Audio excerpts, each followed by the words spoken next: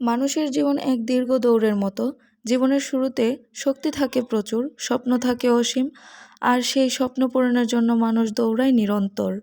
কিন্তু সময়ের সাথে সাথে শক্তি ক্ষীণ হয়, গতি কমে আসে।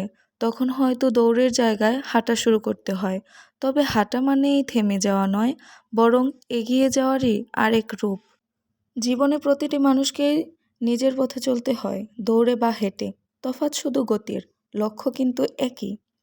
এ যাত্রায় অনেকেই ক্লান্ত হয়ে অন্যের পা ধরে চলার চেষ্টা করে, কিন্তু পরনির্ভরতা কখনো স্থায়ী সমাধান নয়। অন্যের পায়ে ভর দিয়ে সাময়িকভাবে হয়তো এগোনো যায়, কিন্তু তাতে নিজের শক্তি, আত্মসম্মান এবং আত্মবিশ্বাস নষ্ট হয়ে যায়।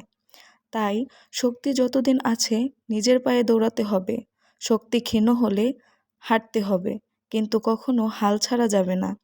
কারণ প্রকৃত সম্মান তাদের জন্যই যারা নিজের পথে নিজেই হাঁটে, নিজেদের লড়াই নিজের হাতেই লড়ে।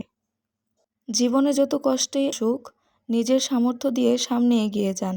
দৌড়াতে না পারলে হাঁটুন, কিন্তু কখনো অন্যের পায়ের ভরসায় চলার চিন্তা করবেন না।